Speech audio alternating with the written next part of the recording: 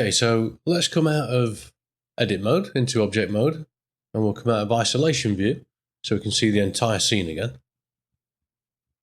And we're going to turn on rendered view so that we can get a rendered representation of the scene in the viewport.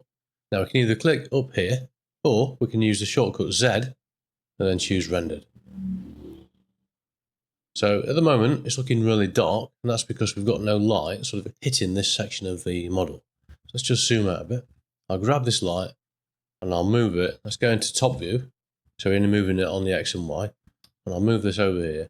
You can see as I move that around, it starts to light up and cast shadows on the front of that picture frame. Now, at the moment, it's not a really realistic representation of light because we're using the render engine in the render tab. If we go over here, we're using Eevee, and this is more like a game engine. So what we'll do, we'll turn on cycles, and now we'll get a much more realistic result. Make sure you use GPU compute. This will be the fastest in your viewport, and also when you do your final render. So we'll select the picture frame, and we want to give the picture frame some materials now.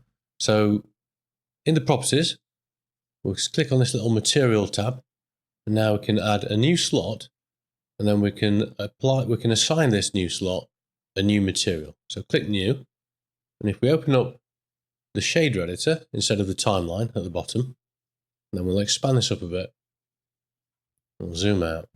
You can see we've now got this material that's being created for us, and it's using a principal BSDF shader. In Blender 4, the main difference with the principal BSDF is that the properties are now categorized and you can open and close them. If there are any other differences as we go through, I'll stop and point those out so that you can follow along with Blender 4 as well as 3.6 and below. So the principal BSDF shader is a node that allows you to change the physical attributes of the material. And to make this easier to see, I'm actually going to, let's collapse this one. So bring this one down, and I'm going to drag one this way instead, and I'll turn this one to the shader editor, and I'll press N to get rid of the N panel. And we can zoom in now, we've got a bit of a better view. I'll press N in this viewport as well to hide this side panel. So the main attributes of this principal BSDF are the base color. So this is the color that light reflects. We'll change the color there, that will change the color of the object. Make it a red, for example. The next one is the roughness. This is how crisp the reflections are. So if you bring it right down, it's going to be like a mirror. And if you bring it up, it's going to become more rough like a cloth or rubber, etc. Now, it's difficult to see at the moment because we've only got the scene lit by this one light and there's no environment, so there's nothing for it to reflect. So let's fix this first. In the shader editor, we'll go to world mode, and now we can set up an environment texture that can be used for lighting and reflections. We'll do Shift A, S, environment texture, and then we're going to plug this into the color input of the background. And at the moment it's pink because we've not specified an image to use. And if you go to this website called polyhaven.com, you can download a huge amount of completely free HDRI background images to light your scene. And they're royalty free, so you can use them even in commercial work as well. If the image is going to be visible to the camera in your final render, then you'll want to use a high resolution. If it's only going to be used for lighting or reflections, then you can get away with a low resolution. For this one, I'd recommend you go with a high resolution 16K so we don't get any pixelation in the render. I'm going with Sepulchral Chapel Rotunda if you want to download the same one. So once you've downloaded it, go back into Blender and open it up wherever you've saved it to.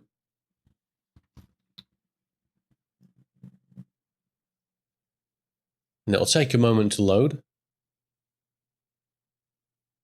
And when it does, you're going to have this sort of a 360-degree world environment that's now being used for additional lighting and also for reflection. So let's go back to the object mode in the shader editor. And we can now, with the picture frame still selected, we can start getting a better idea of how this roughness works. So let's just turn off the gizmo so it's not in the way by turning off the gizmo option up here. And also we'll turn off the overlay so we can't see the 3D grid. So now we've got is the scene itself. So the roughness, if we zoom in, you can see, if I just make this a bit of a darker colour to make it more obvious, so turn the base colour down, we're now getting really crisp reflections, almost like a mirror. Well, in fact, exactly like a mirror. And if we turn the roughness up, that'll become more blurry as the surface becomes more rough, like rubber, or if you turn it right up, like fabric. So let's turn that back down. In Blender 4, the roughness has actually been improved quite dramatically because now we've also got the IOR. So previously in Blender 3.6, we only had the IOR on the transmission, but now the transmission and reflections use a single IOR. And what the IOR does, it controls what angles on a geometry in relation to the camera will show reflections the strongest. So let me show, to make this more clear, let's create a different object. We'll go with a sphere. I'll give it the same material. Right. So if I turn the roughness right down, and we set the IOR to 1.1, you can see the reflections are much brighter on glancing faces, so faces that aren't pointing towards the camera, whereas the reflections on the faces that are pointing towards the camera aren't as bright. And the lower you take the IOR, 1.01 for example, the darker it's going to get in this area. If you turn this up something high, like 99, then basically we're going to be getting full strength reflections on all faces, whether they're facing towards the camera or not. And it doesn't just control the reflection strengths based on the face angle, it also controls the transmission, as I mentioned a second ago, how much that light is going to bend as it enters into the surface of the glass. But we're not using that yet, we'll come to that in a second. And the specular value, this is what controls the strength of the reflection. So if we turn the specular down, you'll see it starts to disappear. The actual clarity of the reflection remains the same, it just becomes less visible. If we turn it all the way down, it's completely gone. And it's quite common to leave this at 0.5. And then we've also got the specular tint. So that mixes between white or the base colour. So 0 is white, turn it to 1, and then it's going to be, the specular tint is going to be more the base colour. And in Blender 4, the specular options are in the specular drop-down, and it's no longer just called specular, it's called IOR level, but it does the same thing. As you can see, we turn it off, completely gone, turn it on, up to 1. And then we've also got, rather than just having a slider to go between white and the base colour, we can set a completely different colour for the specular tint in here. So if I turn this to green, for example, you can see we've now got a nice green tint for the specular reflections. Next up, we've got metallic. So this is to make, obviously, a metal material. And generally, you're going to have it either 0 or 1. You wouldn't put it somewhere in between, generally. So put it to 1, and now we've got a metal. And you can change the base colour to change the colour of the metal. So if you want it to be a gold, for example, and you change the base colour to a gold, like so. And if you want it to be a silver, then you would take away all the saturation, so take all the colour out of it. Now you've got a silver material. And again, the roughness will now modify that as well. The anisotropic, this is what makes it, if you've ever seen the bottom of a frying pan, that effect you get. So if I turn this up, you'll see we get this sort of an effect on the material. And we can rotate how the effect is oriented using the anisotropic rotation, like so. And in Blender 4, the anisotropic options are found under the specular dropdown. Right, so I'll turn metallic back off. I'll turn anisotropic off as well. And next up, we've got Sheen. So Sheen is, let's say we set this to be a roughness, really rough material, like a fabric. We come across the side. Generally, when you look at a fabric, it will become brighter at glancing angles. So if you turn the Sheen up, that's what that will do. So if I turn the colour down a little bit, just to make it more obvious, make it a black. You'll see as we look at it dead on, it's dark, but as we look from a glancing angle, it will become brighter. And that's to emulate the sort of the edges of cloth where the light bounces around inside the fluffy bits. In Blender 4, this operates a little bit differently. So if we come under Sheen now, you can see we've got three different options. We've got the weight, so this is the strength of the sheen, but we've also now got the roughness and the tint. So if we turn the roughness up a little bit, then you can see it's only starting to affect the glancing angles. We can see there. To make this easier to see, let me turn the IOR right down to 1, so that we're not getting any reflections caused by the roughness at all. And you can see there, we're getting the sheen just on the very glancing edges. As I increase this roughness, then it's going to start to become visible on the faces that are facing towards the camera as well. We've also got the tint where we can change the colour of the sheen as well. So if I turn that back down, you see we've got a blue sheen just on the edges. If I turn the IOR back up to maybe 1.45, then change the base colour to something other than black, maybe a green or purple, you can see we can start getting quite a nice result by combining the base colour with the tint, like so. In Blender 3.6, the Sheen tint works a little bit differently. So it actually mixes between white and the base colour. So if you got it at 0, then the Sheen tint is going to be white. Let's just go over here. And to make it more obvious, let's turn this into some other colour. We'll go with maybe a purple. And let's just get a glancing view. So if I set the Sheen tint to 0, we get in a white tint. If I set this to 1, then you'll see it becomes more pink. So it's basically 0, the tint is going to be white, and 1, the tint is going to be more the base colour. Generally though, I would always advise against using the Sheen. It's far better to build your own Sheen, which we'll probably look at later. So let's turn that off. And then with the next one, let's say we want to make a car paint, for example. So I'll make this into a red, let's say a red or a dark red car paint, like this. So a car paint is it's a matte paint with a gloss overcoat, which is called a clear coat. So let's say we've got our paint, a matte paint, and now we want it to be shiny like a car paint. We'll turn on clear coat, and you see now we've got this effect. We've got a second layer of glossiness, basically. So we've got another layer over the top of the original material, and you can control the roughness of that as well. In Blender 4, again, this is a little bit different. So if we come under coat now, you can see we've got the options in here, but we've got a few additional options as well. We've still got the weight and the roughness as we had before, but now we've got 2 additional options as well. So the IOR basically controls, as we mentioned before, is how strong the effect is based on whether the face is looking towards the camera or at an angle. Higher the number, the more reflective it is straight on. The lower the number, anything down to 1, it's only going to be visible on glancing corners. So if I go 1.1, you can see now that we're only getting that strongest reflections or strongest coat on glancing angles. If we go straight on, we're no longer getting any reflection at all, or very little. If we put it to 1, then we're getting none at all. If we put it to something like 99, then it's basically going to be completely the coat. We're not going to be able to see through it at all. It's going to be so strong at all angles that we're not going to be able to see through to the base colour. So put it to 1.6 is a good number, and then we've got a nice combination. And in 4.0, we've also got the tint now as well. So if I come under here, we can change this clear coat tint so that the clear coat itself is a completely different colour from the base colour. Turn that back off.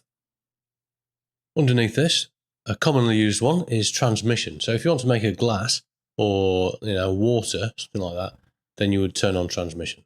So transmission will make it into a see-through material, providing we turn the roughness down over here.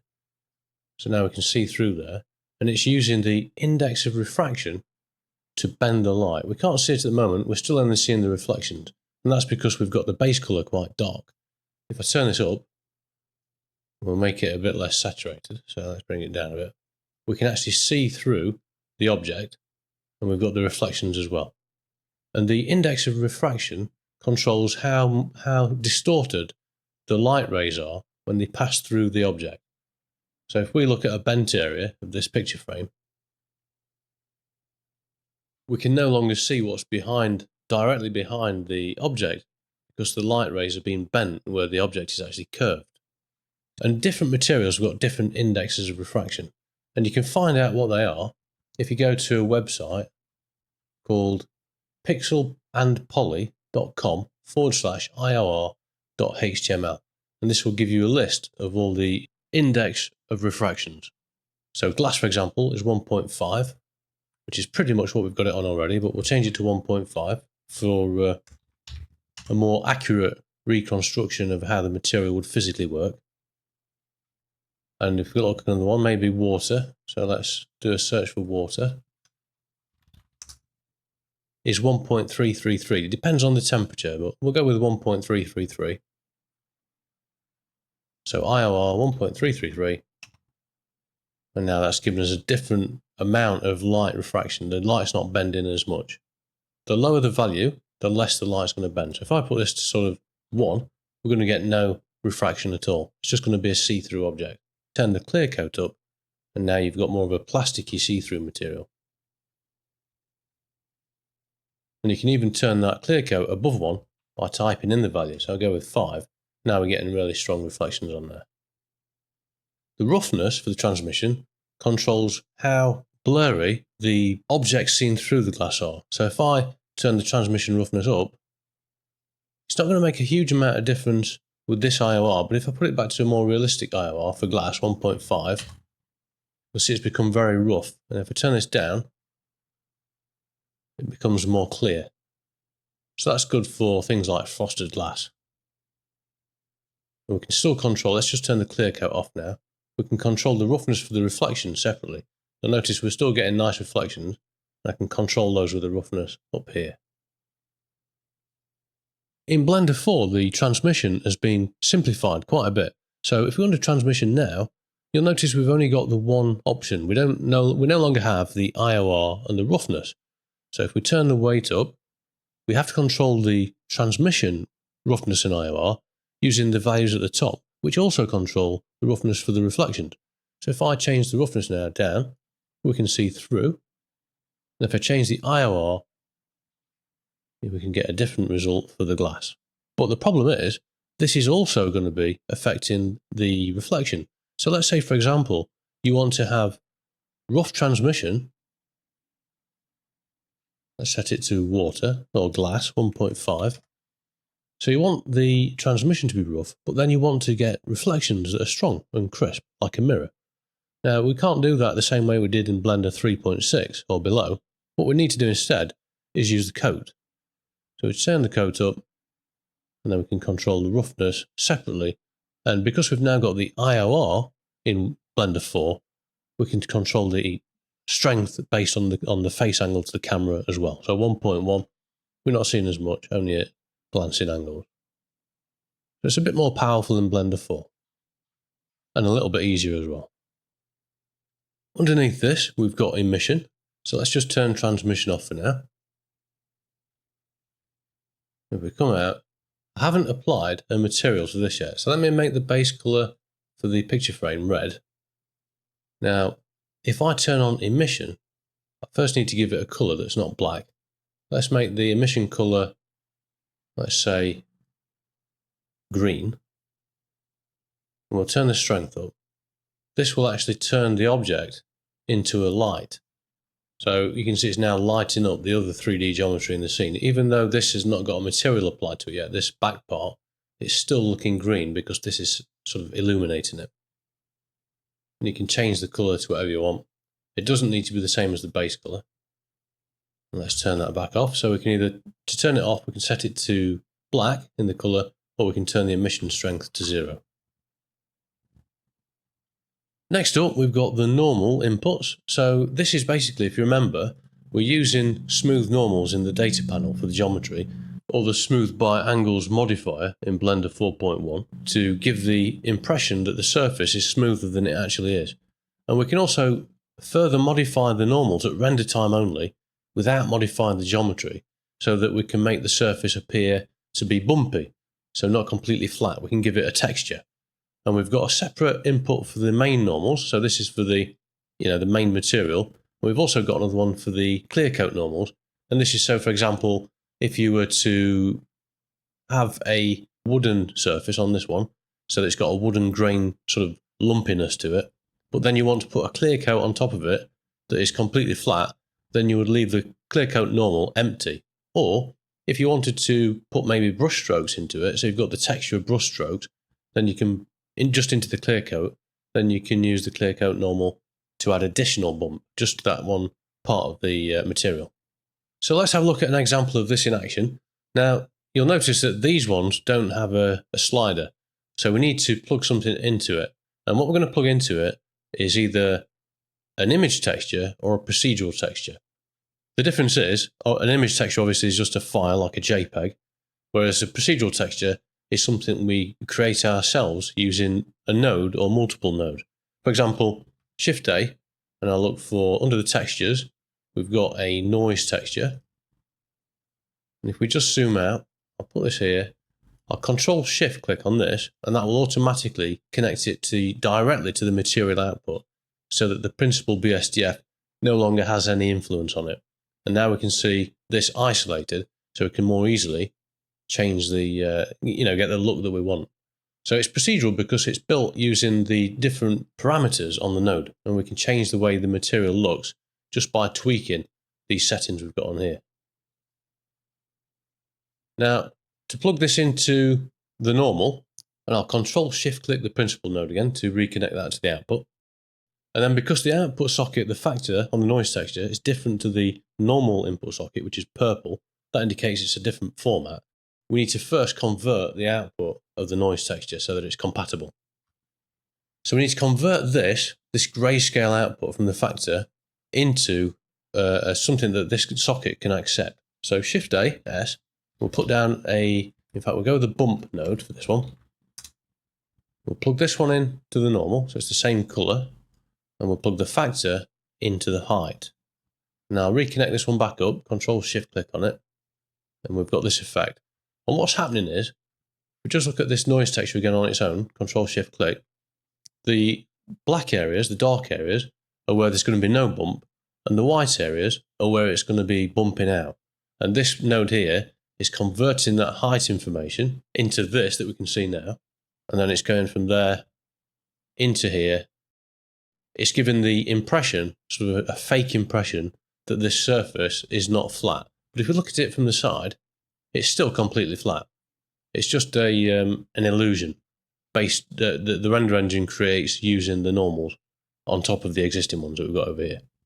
Now, we don't have to use a procedural texture.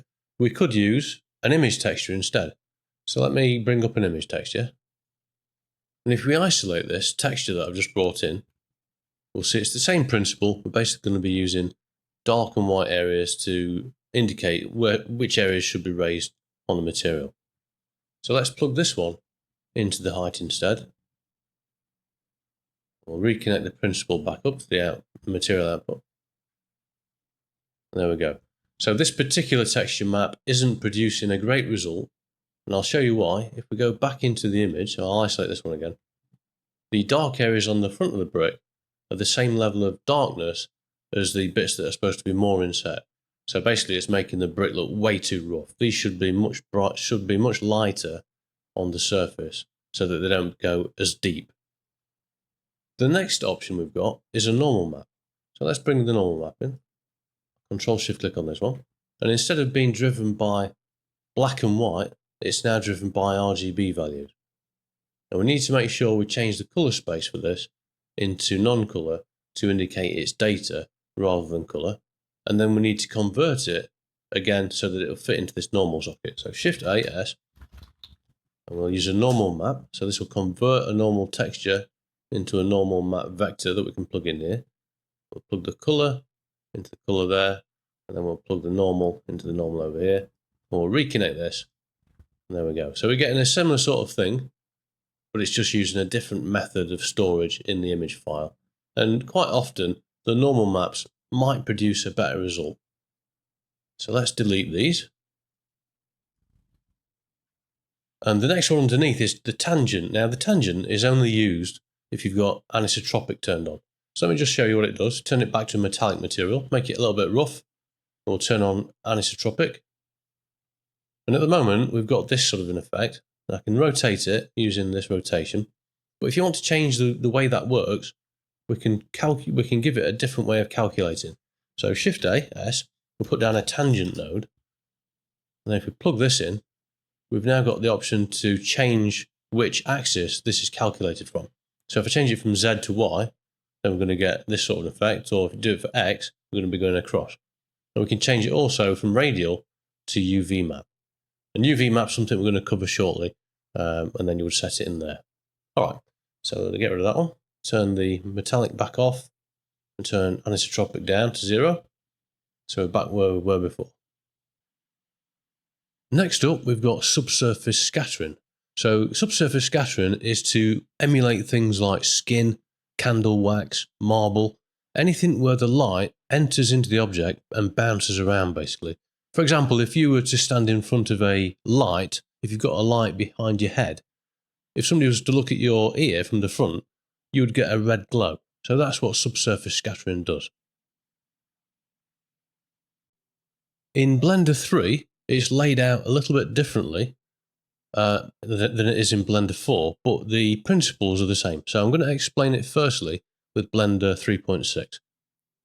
Initially, what we'll do, so we can see this effect more easily, I'm going to turn off the background. So let's set the background to 0 in the world shader.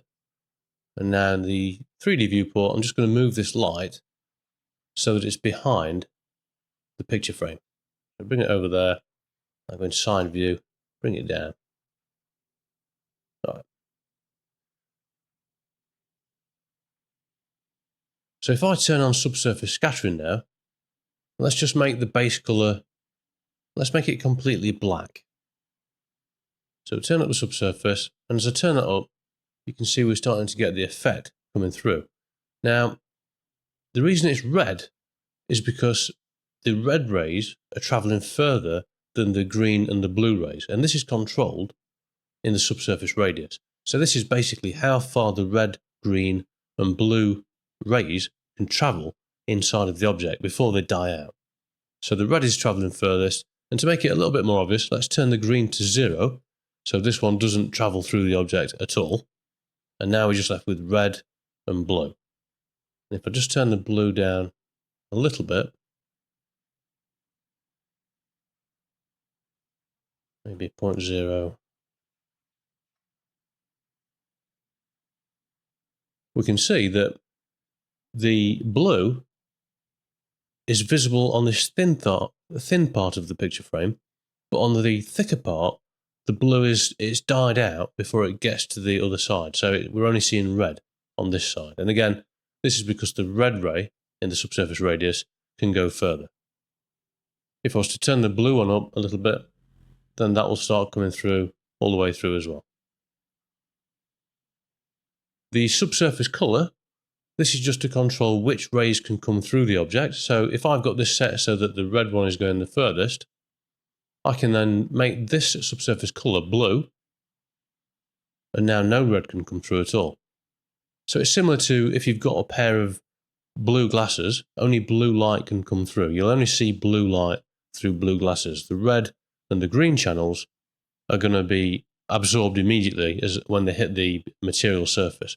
And we can see if we go into the RGB values, this has got no red at all. It's got green, but there's no green in here. So if I turn green up there, we're going to get some green coming through as well. So it's basically a way of limiting what the subsurface color can be, regardless of what you've got set in the radius. Handy for things like skin, where you want to indicate whereabouts underneath the skin the veins are. The subsurface IOR, this is basically the same as the refraction IOR, the transmission IOR down here. It's to more accurately resemble a particular type of material, and you can use that website we used earlier to get the correct IOR for your particular material. And then we've got subsurface anisotropy. This is to control how random the direction of the rays are once they travel inside of the surface. So if you've got it at 0, the random, they're completely random.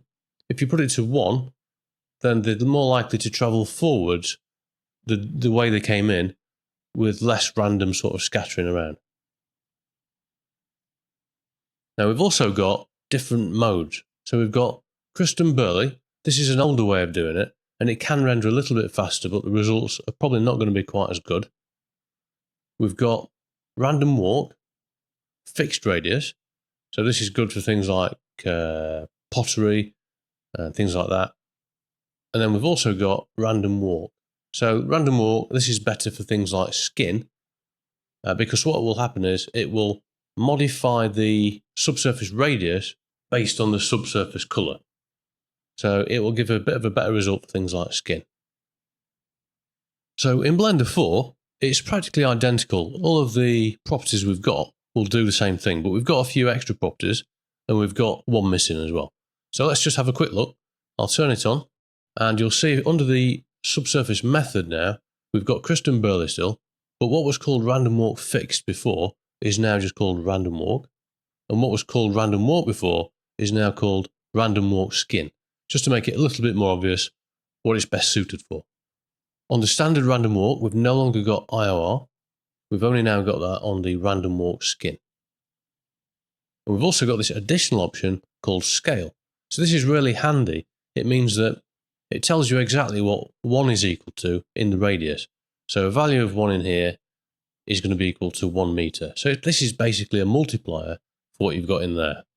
So if I wanted this to be 2, previously I would have had to type in 2 in there, but now I can just change this to 2, and this will multiply that, so this is now equal to 2. So it's really good for getting quick control over the exact effect that you want. The other thing you'll notice is we've no longer got a subsurface colour. Instead, it now uses the base colour, which probably makes a little bit more sense. So if we turn this up to blue now, for example, you can see we're no longer getting that red through, just like before when we changed the subsurface colour to blue. So it's just consolidated it all into that one base colour for simplicity. And then lastly, in Blender 3.6, we've got the method it uses to calculate the roughness. So GGX is a little bit faster, but multiscatter is a little bit more accurate. And in Blender 4, this is now underneath the specular options. So let's just minimize subsurface. Underneath specular, we've now got the option in there instead of at the top. All right, so let's turn subsurface scattering off. And we'll turn the world environment back on. And now we'll turn this light off as well.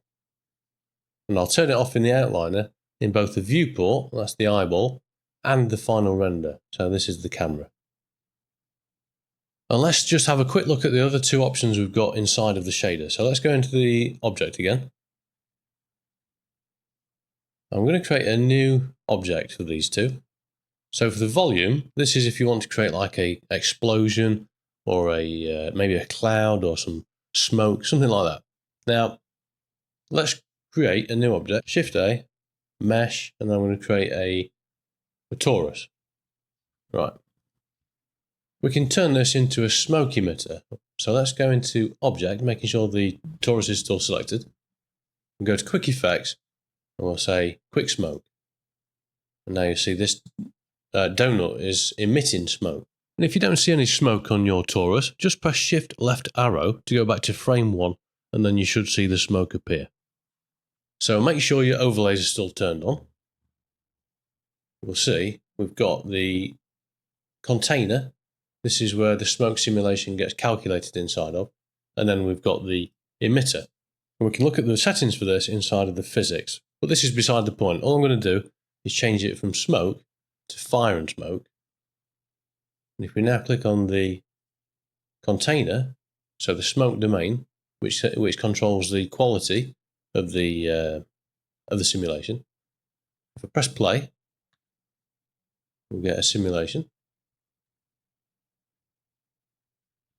And now if we look at the principal volume that's been set up automatically for us when we did that quick effect, we can start changing the settings in here to change things like the density. So how thick is the smoke? If I put it as 1, it's not going to be very thick at all. But generally you're going to want to drive these with Shift A, S, volume info. And this will get you the attributes that are created for this smoke object. So let's plug in the flame, black body intensity, plug the density into the density socket, the colour, and then the temperature. So plug that in there. And we should get the same result because this is already populated with the word temperature, the attribute name that's in use. So this is just another way of doing that. And we can again forwards or backwards scattering, same as before with the subsurface scattering. And we've got things like emission strength. So if I turn the emission strength up, we're going to get this sort of effect, but we don't want it to be everywhere. We just want it to be where the flame is. So let's go plug that into the emission strength. Now it's only going to happen over here, and we can set the emission colour to be more of a fire colour. So that's the idea of a principal volume. It's just what you would use to give a volume object or an imported volume a material, basically. So let's get rid of this volume now. So delete that.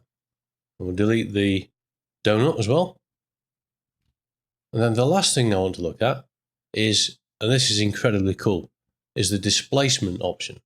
So let's create a new object so we can see this better. We'll do Shift A, and we'll add a plane.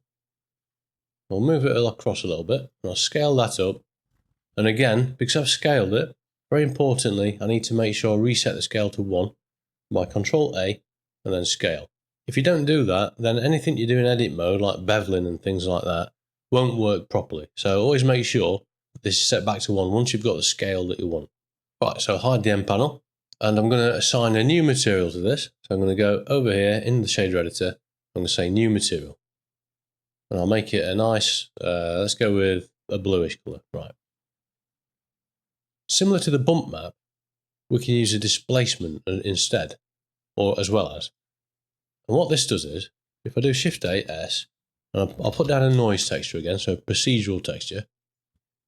I can't connect it directly to the displacement, I need to convert it. So Shift A, S, and we'll go for the displacement.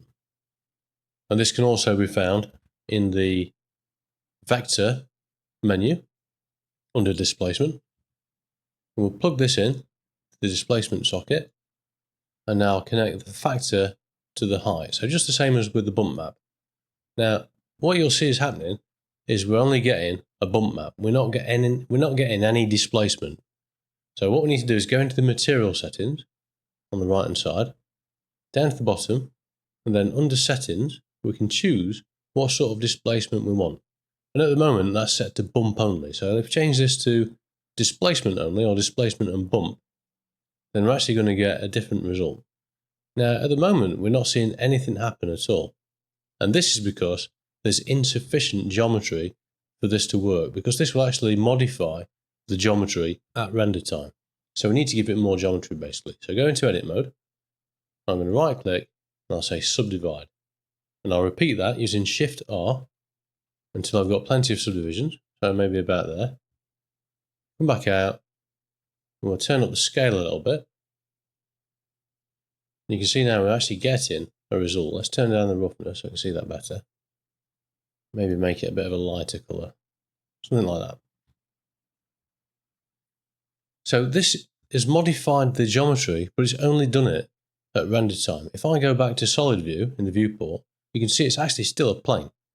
So it doesn't modify it until render time. So let's turn the render engine back on, and we'll just right click it and choose shade smooth again to get rid of the faceting on the object.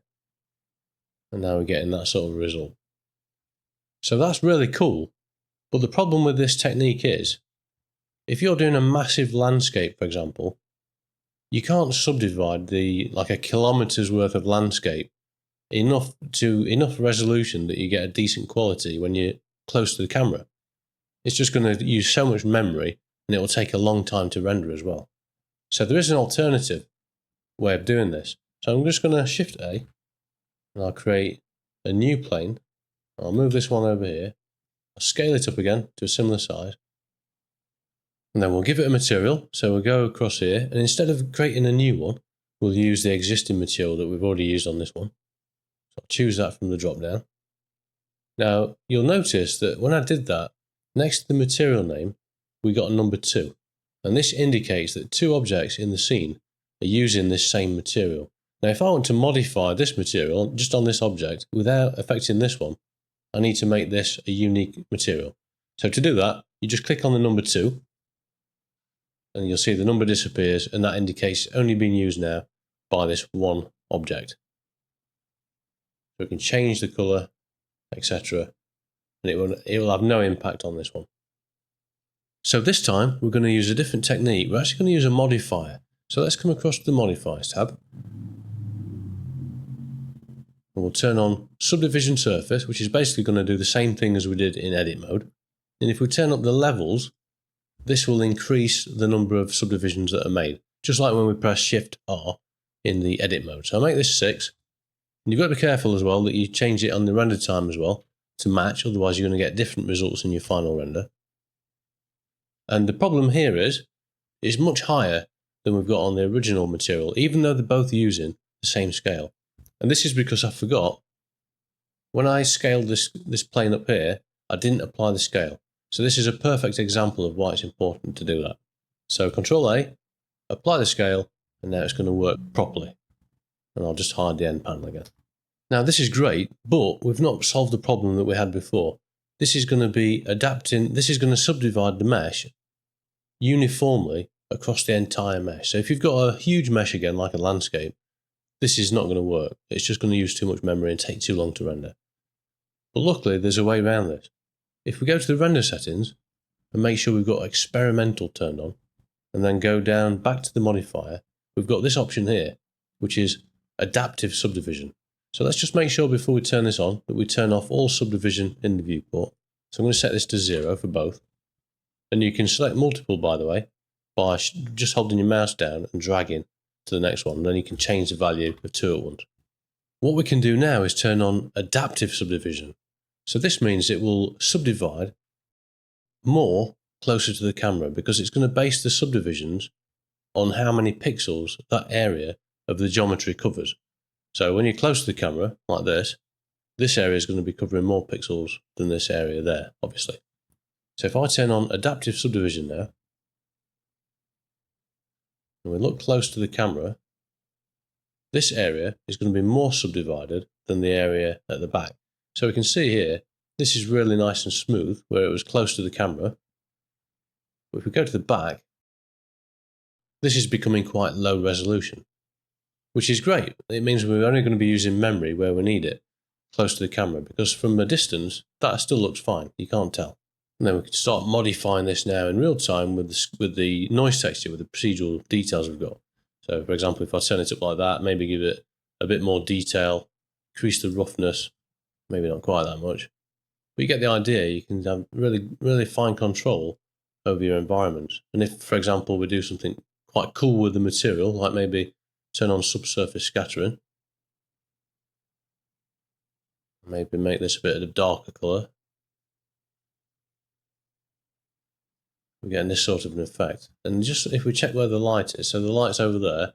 If I go now, so the light's coming from behind me, and then play with the subsurface anisotropy, this should have more of an effect on such a dense mesh. So let's turn this up a little bit. And we can see that now we've turned up the anisotropy so that the light is carrying on forward the way that it went in. We're getting less light bounce back towards the camera, so it's appearing a little bit darker than it would if we set it to 0. But you can see we're getting a really nice, interesting render there, just from using a simple noise texture with displacement and then the adaptive subdivision. So that's a really powerful tool. And before we move on, it's worth noting as well that if you want to update the viewport, it's not going to update unless you either restart the render or you turn the adaptive subdivision off and then back on. Then it'll recalculate based on where the current position of the camera is, the viewport camera. So if we come to an area just there that is quite low resolution, like here, for example, if I now turn this off and then back on again, you can see we're now getting a nice smooth result where before it was quite low resolution. Right, so let's now delete these extra objects. Now we know what the displacement does. So I'll get rid of these and we'll just get back to having the picture frame. So delete those two. Let's turn on overlays again. Select those, delete those. And now we'll select the picture frame and press dot on the numpad to zoom in on it.